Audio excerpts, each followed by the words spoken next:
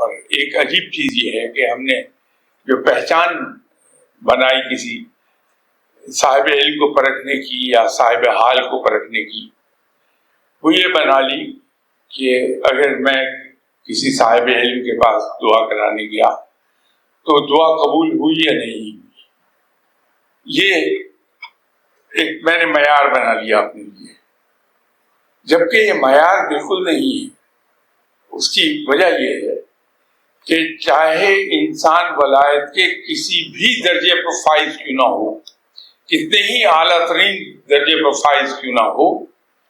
یہ صرف رب ہے جو دعائیں سنتا ہے، قبول کرتا ہے اور انہیں پورا کرتا ہے۔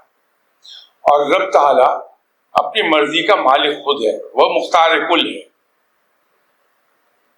اس کو کوئی مجبور نہیں کر سکتا کہ میں یہ دعا کر رہا ہوں تو ضرور اسے پوری کر۔ رب تعالیٰ قبول فرما لے، اس کی بڑی مہربانی ہے، قبول نہیں کرتا کسی وجہ سے، حالانکہ وہ قبول کرنے والا ہے دعا کو، تو پھر بجائے یہ سوچنے کی یہ میرے حق میں بہتر نہیں تھی،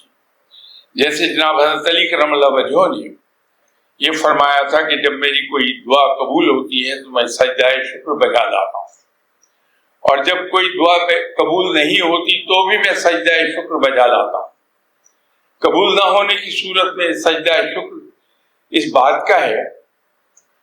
کہ میں اپنی کم علمی کی وجہ سے ایسی چیز رب سے مانگ رہا تھا جو میرے حق میں بہتر نہیں تھی، رب تعالیٰ نے مہربانی فرمائی، مجھے اس چیز سے بچا لیا اور میری دعا قبول نہیں کی۔ تو جب یہ رویہ ہم اپنائیں گے تو پھر ہم ان اولیاء کرام سے صحیح معنوں میں فائدہ لے سکیں گے، اور فائدہ یہی ہے کہ جس چیز نے اس شخص کو صاحب علم بنا دیا، ولی بنا دیا، اس سے وہ چیز حاصل کر لی جائے۔ اگر ایک ڈاکٹر صاحب سے میری دوستی ہے، ان کے پاس جا کے میں روز بیٹھتا ہوں، تو بجائے اس کے کہ میں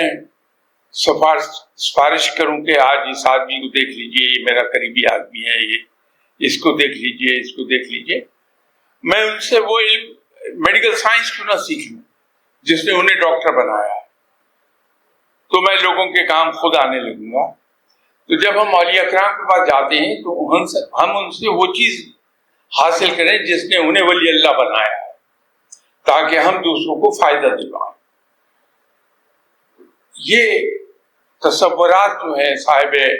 علم کے بارے میں، اولیاء کرام کے بارے میں، یہ تھوڑے سے ہمیں چینج کر لینے ہوں گے اگر ان سے ہم نے صحیح فائدہ لینا ہے، ان لوگوں سے۔